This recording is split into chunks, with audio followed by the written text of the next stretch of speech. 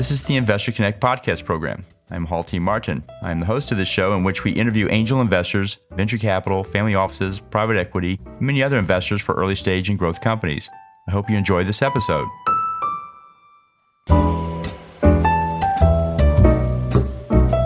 Hello, this is Hall Martin with Investor Connect. Today we're here with Doug Doan of Hivers and Strivers. Doug, thank you for joining us. Happy to be here. What was your background before investing in early stage companies? What did you do before this?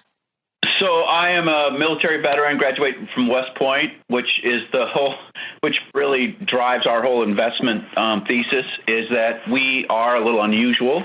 We invest exclusively in companies led by military veterans, especially graduates of the U.S. service academies, West Point, Annapolis, Air Force Academy, Coast Guard Academy. And though we don't have one entrepreneur yet from the Merchant Marine Academy, we're open to it. But you have to be a military veteran for us to even look at you. Great. So what excites you right now? We're a little weird as an investment group. We don't care about we don't care at all about the kind of business or the sector that business is in. Many angel groups and funds, as you well know, they focus on something like, healthcare or perhaps technology, cyber, crypto, something like that. We're none of that, right? Or other groups focus in a radius of their location. So they're more geographically oriented, hoping to invest in a company in that region. We're unlike both of those. We invest exclusively in companies with great leaders. So we're all about the jockey, not about the horse. I know you hear that a lot, but in our case, we really do it. So we'll invest in any company with two exceptions. We'll invest in any company with a great leadership team, which is why we focus on military, exclusively on folks with ex-military. And particularly we have guys from the military academies, and most of those are all combat leaders. The two sectors that we don't do, we don't like government contracting, not because we don't understand it, but because we understand it too well and we don't like it. And the other sector we don't do is cannabis, just because we don't like it at all. So the military community, we don't gel very well with that. I'm sure there's others that do it well. That's just not for us. Great. So what's your advice for people that are investing in startups for the first time? What do you tell them to do before they write that check? I believe strongly it's all about the leadership team. You can do due diligence on a company, but in an early stage company, from my experience, due diligence, it's difficult because there's not a lot there. The company's just started, or maybe has a few months, maybe has one customer, maybe a few. But doing due diligence on an early stage company is very fraught with problems because there's just not enough history to guide you. On the other hand, you can and should do due diligence on the entrepreneur, because it's my belief that it's all about the entrepreneur. A great entrepreneur will find a way. They'll bust through walls. They'll pivot the company. They will find a way to succeed.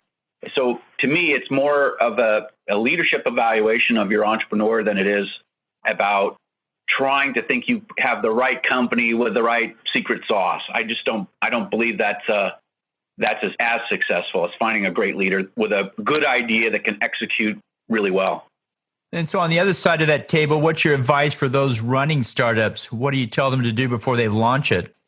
That's a great question. It's all about fierce commitment. And I think it's the most difficult thing a person can do. The failure rate for being an entrepreneur is quite high.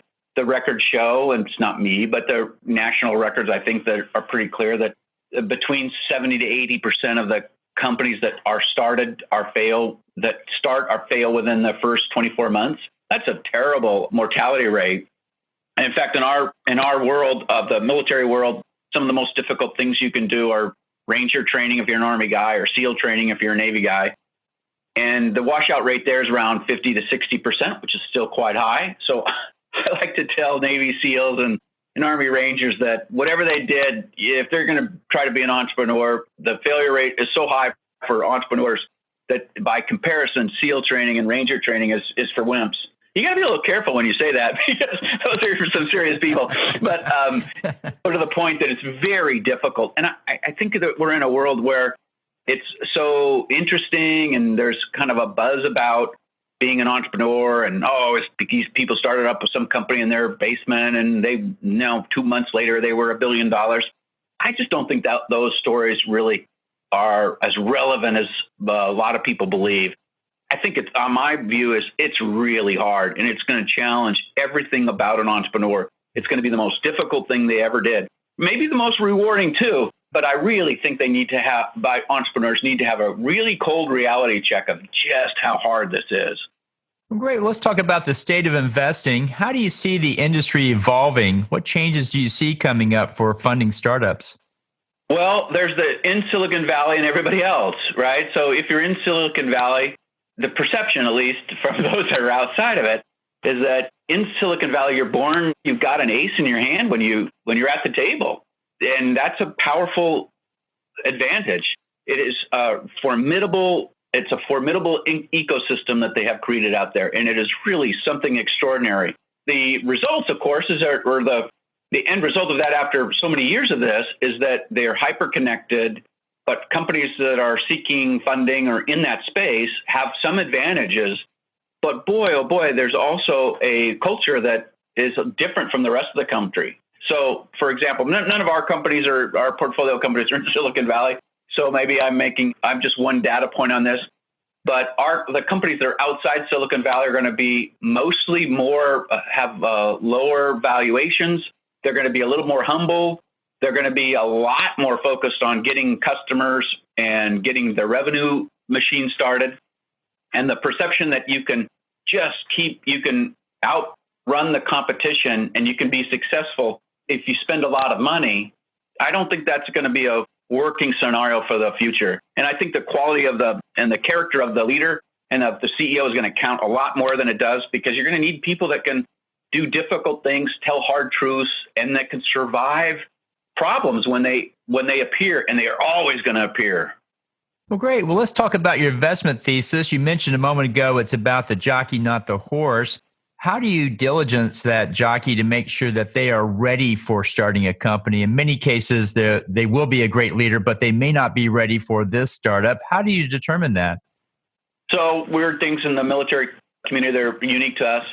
But one of the things that we can do quite quickly and with ease is to do due diligence on another service member, because our network is hyper connected. Military guys know military guys, and it's very, very easy for us to find the unit you were in. There's always somebody that we know that was there, or somebody that served with one of our potential entrepreneurs. And so we can get ground truth of how did that person behave, and how did they react, and how did they lead in times of stress and trouble.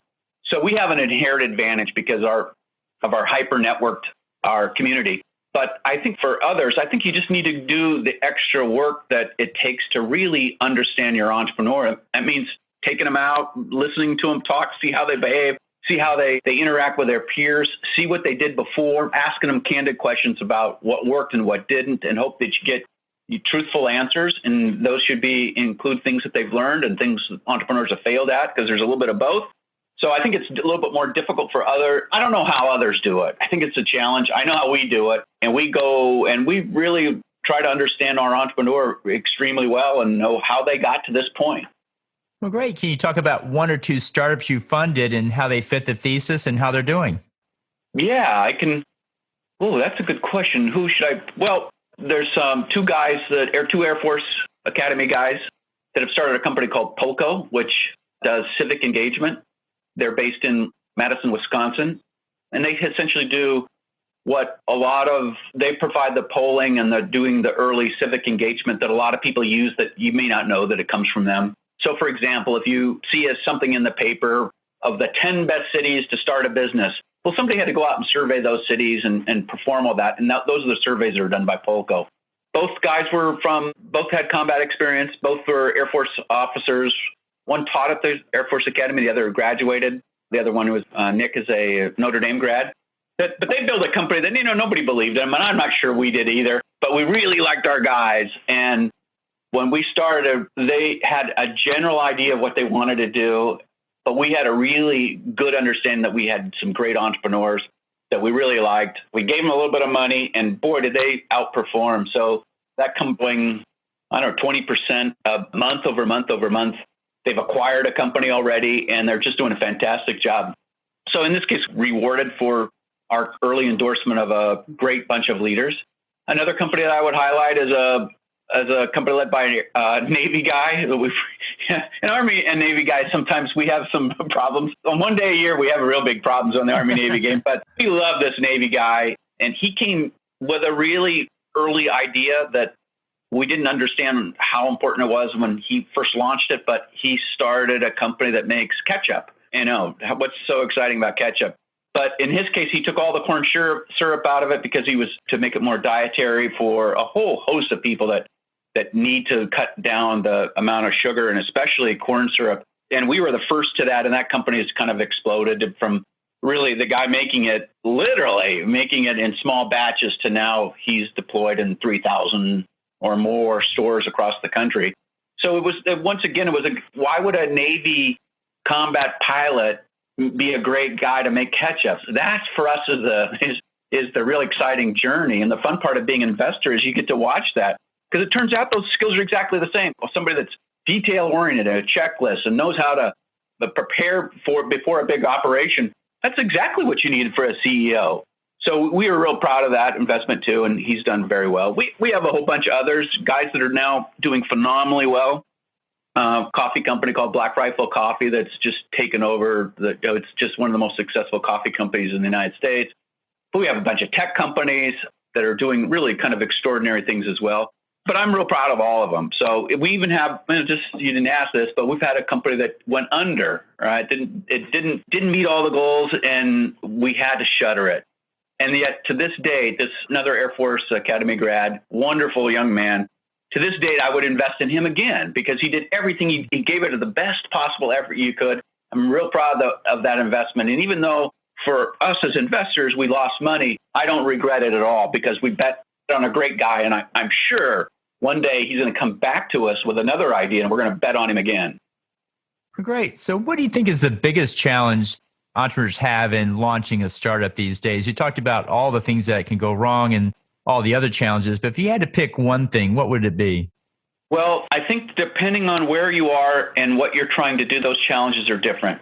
So in our world, the military world, for military guys there's a lot of things you learn, coming out of one of the military academies, but how to raise capital is not one of them. And the former military guys have absolutely no tradition of investing back into younger military folks that are just getting out of the service. That's not something that's part of the culture. I mean, there's a lot of other things that are part of the culture, but raising money and how to do that is not something anybody has much experience with.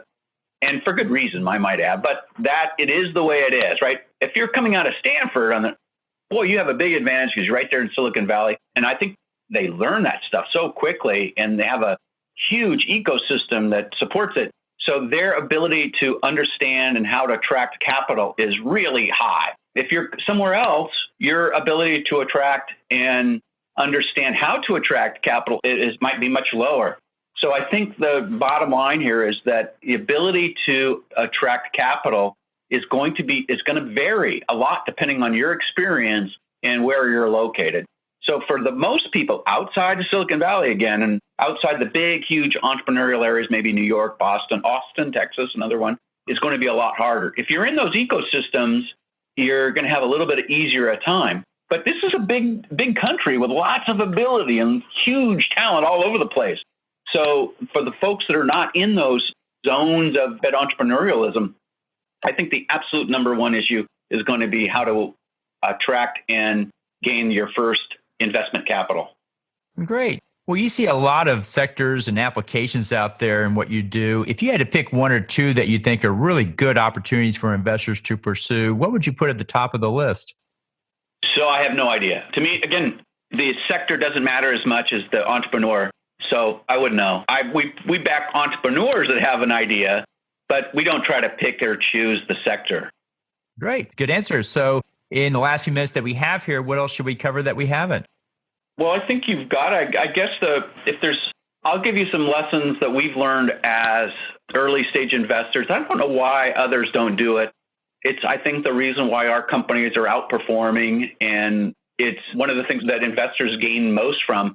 And that is that we put all of our portfolio companies and our entrepreneurs together at least once every 6 months. And I don't know why other groups don't do that, but we believe that having all of our entrepreneurs come together, even though they're doing many different things, for a guy that makes ketchup versus a guy that's doing high-tech polling, those are two very different areas. But we think that the leadership and the challenges of growing and building a company and attracting new people that can be value added, the challenge of gaining market share, those things are the same, whether you're making ketchup or doing something high-tech. And we want our entrepreneurs to work together. And I think that, frankly, our entrepreneurs can learn more and benefit more from talks to each other than they certainly can from us as investors. If we've picked great entrepreneurs, which I hope we've done, then getting them together at least every 6 months or so, where they can come and share lessons learned and they can have free exchanges of what it's like to build a company, that I think is the single best thing we do. That's a great practice to share with other groups. So how best for listeners to get back in touch with you? So we have a website, hiversandstrivers.com, and you can go to that website and you can get to us. Well, great. I'll put that in the show notes. I want to thank you for joining us today and hope to have you back for a follow-up soon. Sure, happy to. Investor Connect helps investors interested in startup funding. In this podcast series, experienced investors share their experience and advice. You can learn more at investorconnect.org.